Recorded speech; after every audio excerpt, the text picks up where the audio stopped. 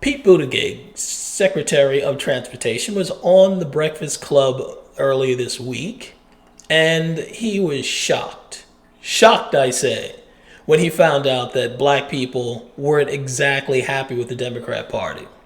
And my question is, why would anyone think he would believe any different?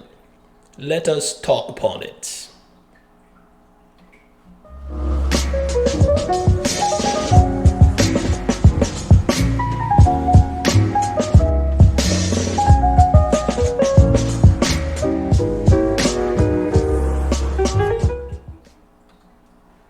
Alright, hello everyone. This is Keith, and welcome to the Ghetto Sapien channel.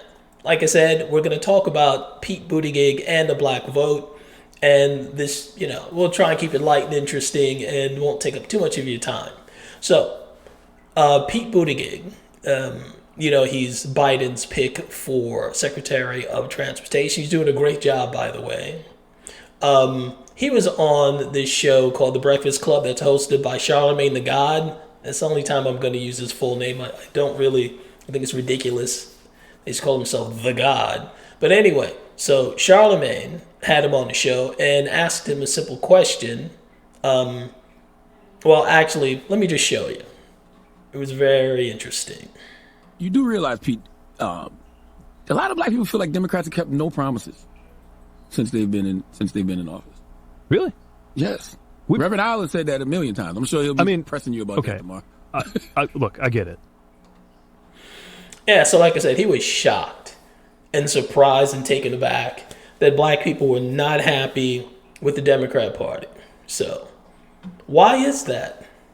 It's because Pete Buttigieg is just looking at the polls. He's not really looking at black people too much. And maybe, just maybe, Charlemagne took pictures like this in he took pictures like this seriously, that Pete Buttigieg is spending most of his time on the street corners with the brothers down in some old E and something like that. Maybe he took that as a real thing. Again, all the guy's seeing is the polls. He has no idea what's going on. He was in that moment when he was like, really? He reminded me of the Skinner meme where, he's like, am I out of touch? No, it's the children who are wrong. And that's kind of how they see us anyway. They see the black vote as children, to be honest. So it should come as no surprise if all you're looking at are the polls, that you get the impression that black people have no problems with the Democrat Party. Because if you want to think about it, since 1970 onward, the Democrat Party almost can do nothing to lose the black vote. They could have high unemployment rate, high incarceration rates, high crime, high drug use in the neighborhood, and still they will get the majority of the black vote. The academic performance, the schools are horrible. There are no jobs in the black community. And still, they're going to get 80 to 90% of the vote, no matter what. So again, as long as that's all Pete Buttigieg is looking at are the polls, why in God's name would he think that there's a problem, that black people have a problem with the Democrat Party's doing? It seems like everything's great.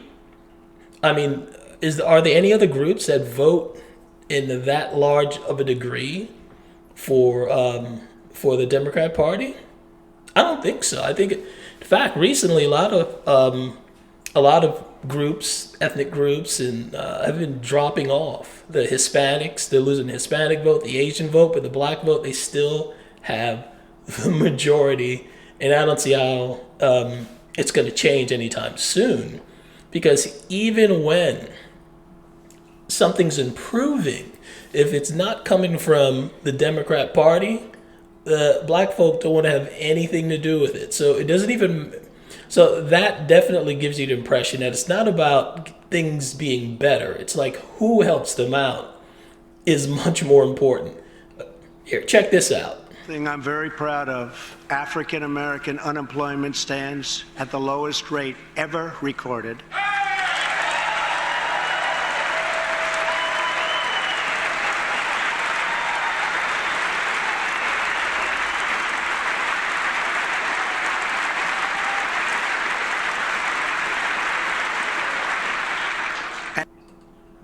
There you go. It was killing them. They sat on their hands. Like Trump just called them called them the N word rather than telling them that the state of the black community, at least economically, was improving, and in such a short time too, and with someone who has had no prior experience. So it must have been pretty hard for them to sit there and take that with all their years of incumbency. Here's a guy, not even, who doesn't look like them, so he should be able to help them out, from a different party, and that should not have happened. No political experience, and he's done so much in a short amount of time. So much for incumbency. Also, what I thought was very interesting during the 2020 election was the Democrats had a great chance to just prove how much diversity meant to them and how important it is and how it's essential. And it was reflected in their primary. I mean, check out their primary here. This is what they had to choose from. They had a Jewish guy, one female, black guy, black female, another female, Native American, gay guy, Hispanic, Asian, Hawaiian, another female, Beto, because we don't know what the hell he was, and look who they picked. They picked the oldest, most corrupt, most decrepit white guy they could have got their hands on. I mean, so much for diversity. He just showed that they were just basically told, all the minorities and the women there, that this old racist white guy is still worth more than all of you guys put together, and they still voted in majority for the guy. And even more irony on top of that was the guy Charlemagne had Biden on his show, and he insulted him right on camera, saying that if you don't know who to vote for by now, you ain't black. I guarantee you that Charlemagne still voted for that man. So don't give Pete Buttigieg a hard time. I mean, the Democrats have done everything they could do to get rid of the black vote. It seems like it. And they're still there voting strong as ever. So I don't see that changing anytime soon, to be honest. What I believe happened was during the civil rights era, I think the black community got the wrong idea. They learned the wrong lesson from it. Now, it was a great thing, civil rights, but here's the irony of it.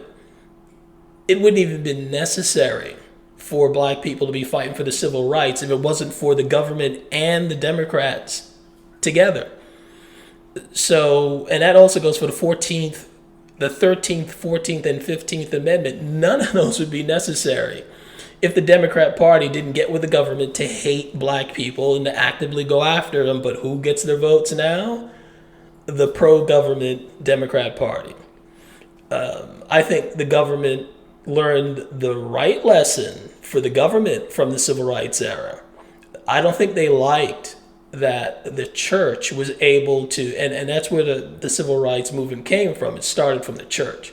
I don't think the government really appreciated the fact that the church could knock it around like that and make it change, legislation.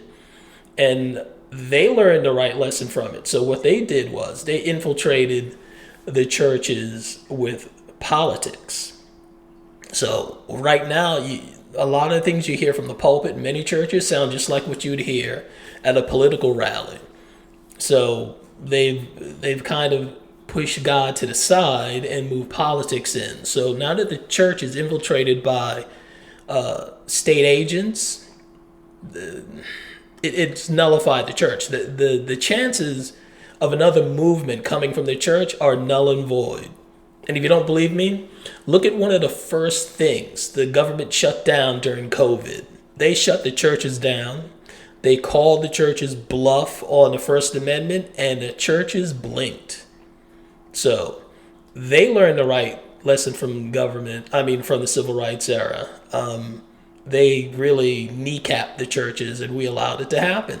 So that's something you really need to think about. That's all I got to say on this particular subject. I'm trying to keep it under 15 minutes.